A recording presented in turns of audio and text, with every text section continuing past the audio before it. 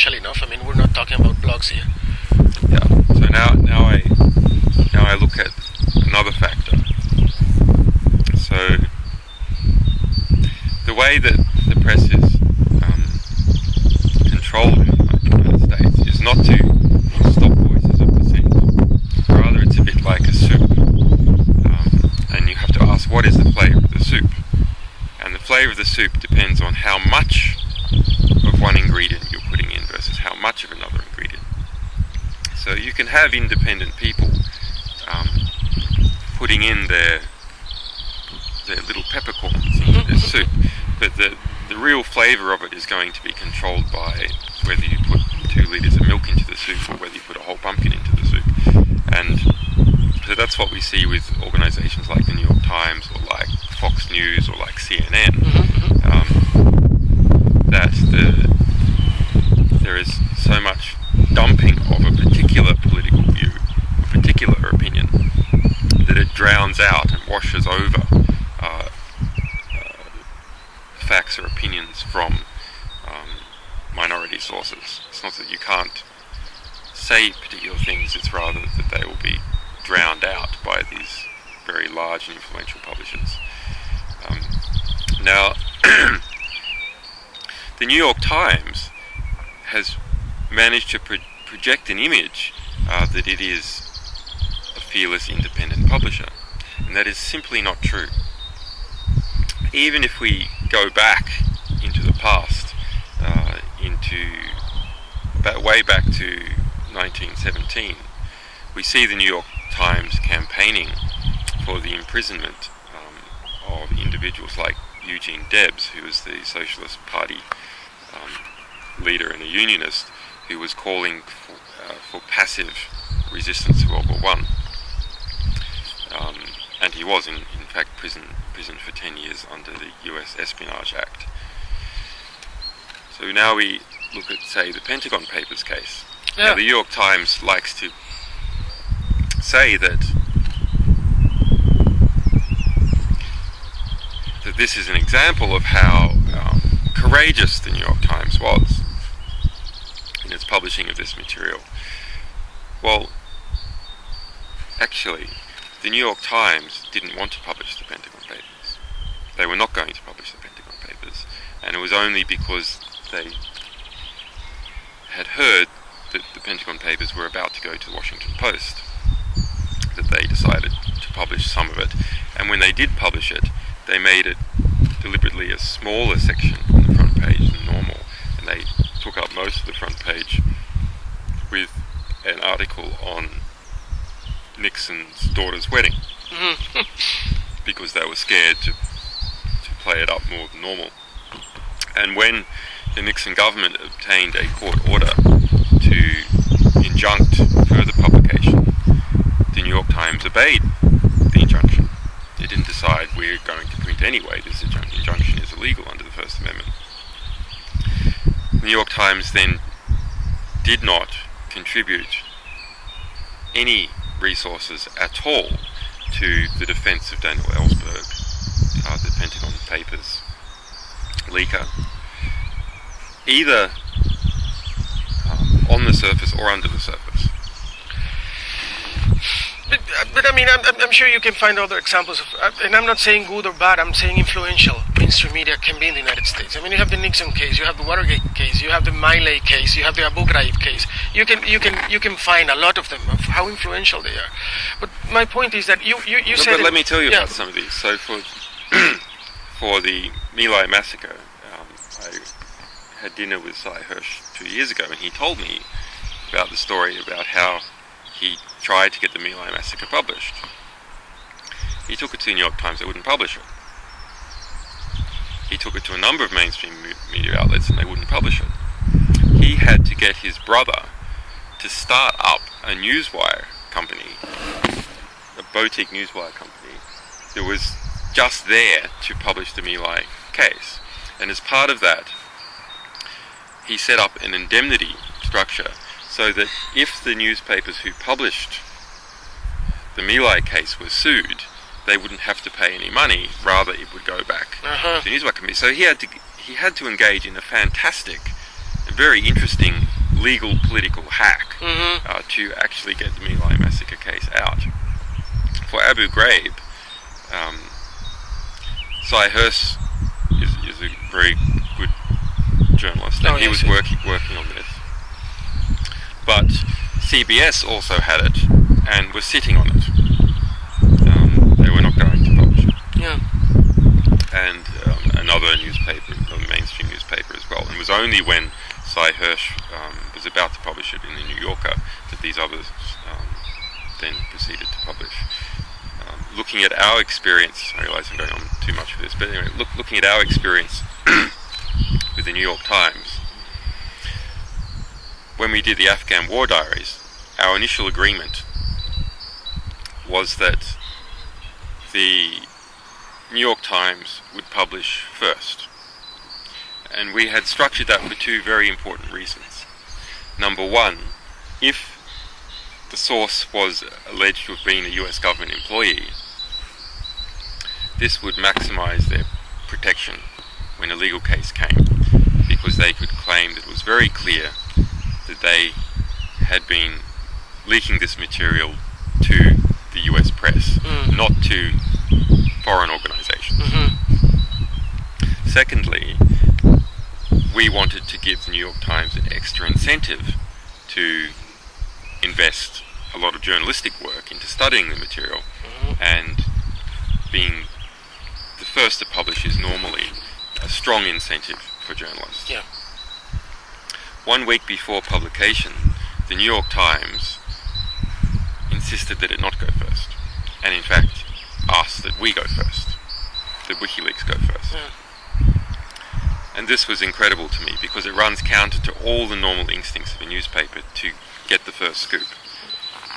Rather, Bill Keller was so frightened of the political and legal pressure against the New York Times that he wanted to couch the New York Times as publishing as simply reporting on what WikiLeaks was doing. And this is the most powerful, influential newspaper But in the still, world. you kept working with them. We have an obligation to our sources to get the maximum possible impact. Now, there was a number of other cases like this. For instance, Task Force 373. This was an assassination squad we discovered operating in Afghanistan. That was working its way down less than 2,000 people to kill or capture. Very, very serious business. That discovery became the front cover of Der Spiegel, the most influential German news weekly. It became a front page story of The Guardian, and it was written for the New York Times by the national security reporter Eric Schmidt, and was then killed at an editorial level. So after several of these things, we stopped working with the New York Times. You said in Berkeley, via Skype in this conference, you said that the developed world media lived in a bubble, that you worked much better with the developing world media.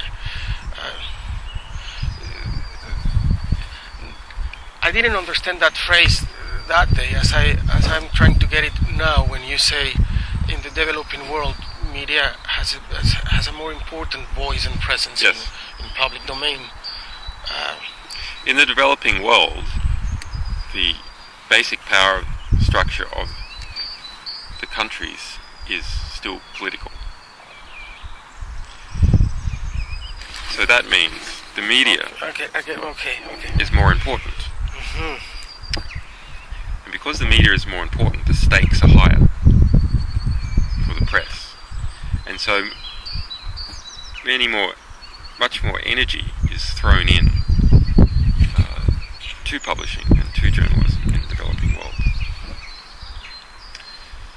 I don't mean the total amount of money spent, I mean the per capita energy and the commitment of the individual journalists. I have found over many years to be much stronger in the developing world. And even the practical freedom of press is stronger in the developing world. Now, what do I mean by that? Do I mean that no journalists have been shot or killed in the developing world? Of course not. What I mean is that journalists, knowing that they may be shot or killed, publish anyway. Mm-hmm. Whereas in the developed world, journalists, knowing they may be sued, fired, excluded from certain cocktail parties, excluded from government sources, do not publish anyway. So that the level of courage and commitment by developing world journalists exceeds the level of courage and commitment by developed world journalists. Let me. So in practice, let me throw my hesitation about this. Or let me argue about this, because we had a really cruel civil war in the 80s, and it was thoroughly reported by mainstream American and European media, and a lot of journalists from those papers were killed, and still the others kept coming and covering it. And this was very important for us in historical terms, not only because of the political situation and how the rest of the world observed us through their eyes, but also because they left a legacy in journalistic terms. I'm trying to put this as in front of what you just said. But you must remember they were reporting about El Salvador. They weren't reporting about their own countries. So the sort of political exclusion, the financial exclusion that I was referring to, doesn't affect them if they go and report on El Salvador. Okay. I'm trying to. I'm not saying there's not brave war correspondents and so on that live in the West and go out to third-party countries. It's even not necessarily the grassroots journalists that are the problems, but rather the problems exist higher up in the editorial, and the longer a journalist has been with a newspaper, the more they tend to progress into this editorial level, and the more they become part of the power considerations of the newspaper as a publishing entity, as opposed to being concerned with an individual story. Do you think WikiLeaks is changing the dynamics of how media works in the world? I mean, I heard Bill Keller saying the Times wants to open something like a Dropbox for their own leaks, and well, the Times wants to do this, not because the Times wants to publish more. The Times doesn't want to be in a position where it is forced by us to publish. We forced the Times to publish because we said we are publishing. WikiLeaks is going to publish the material whether you like it or not. And also, we're working with the Spiegel and we're working with El País and so on. And we're all going to publish whether you like it or not. So we force the Times into publishing, and they hate that idea. So they want to erect their own electronic Dropbox, so they get material and they can do whatever they want with it under their own terms. They just sit on it, they publish some part of it and not another part. They combine it with another story, publish whenever they want, etc. But then again, my question was kind of more general. I used a bad example, but do you think you're changing the dynamics of how media works? I hope so. It is too early to say it. Certainly, many publishing organisations are encouraged. You know, there is always a spectrum of what is tolerable to publish and what is not. And we have moved this end of the spectrum, what was not tolerable to publish, significantly further. And that gives everyone license to publish in here. Things that they thought would be too risky to publish previously now seem relatively tame compared to what WikiLeaks has been publishing. Obviously, for example, publishing 100 diplomatic cables now is seen to not even be significant. Whereas previously publishing even just one classified diplomatic cable was seen to be a very difficult act, at least for the Western press to engage in. Mm-hmm. I mean, for example, when WikiLeaks published our first diplomatic cable which was about Iceland in January 2010, I was followed out of Iceland by two individuals whose records show that they were from the State Department on a jet. So that was just for one diplomatic cable, and there was an investigation at the Embassy of Iceland into how that one diplomatic cable was released. Julian, before going, because I want to ask you about yourself, but before that, just closing with media, and let me provoke you. People from The Guardian and the New York Times would argue that mainstream media has changed WikiLeaks more than what WikiLeaks has changed them. Would you agree with this? No. No? No. Well, let me rephrase that. I am not sure that we have changed the New York Times in any way whatsoever. I think we have, in a general sense, expanded the publishing spectrum. We've expanded what is perceived to be tolerable to publish. We have pushed for the rights to publish in a very, very strong and assertive way that has made real changes. But the nature of those institutions, in terms of who owns them, what their market is, who their advertisers are,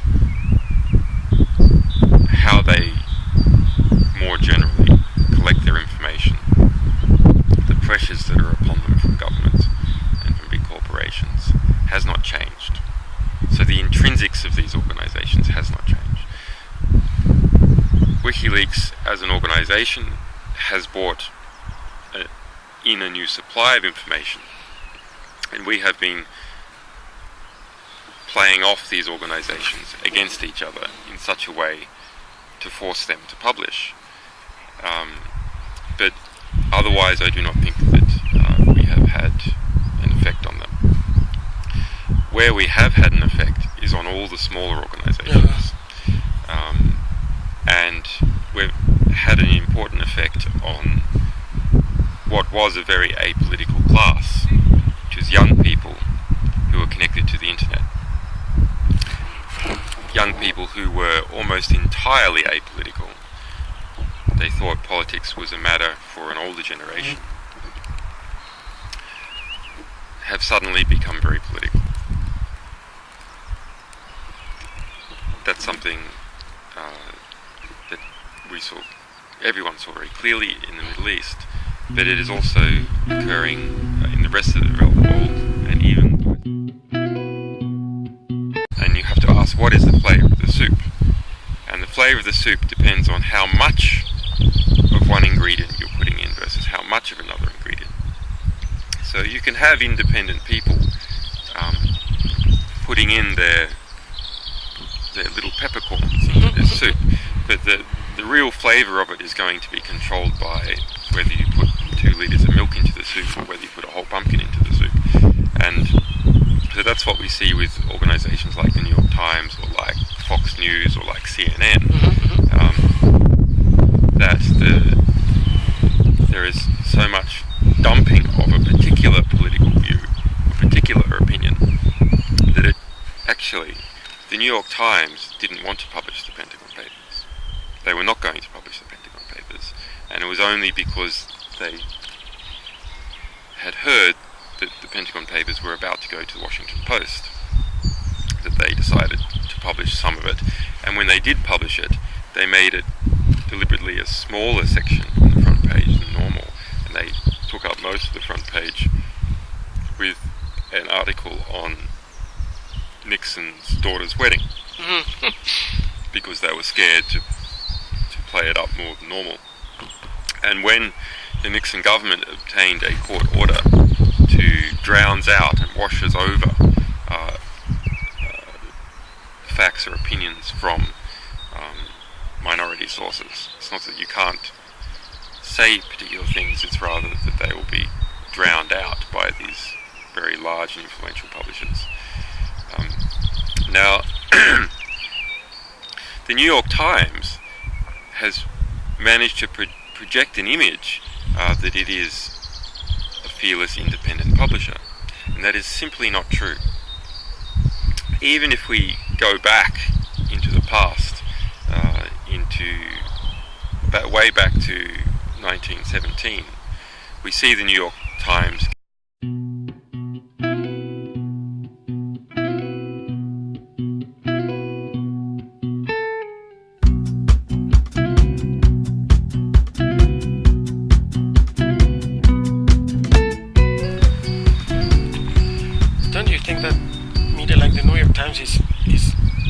influential enough. I mean, we're not talking about blogs here. Yeah. So now I look at another factor. So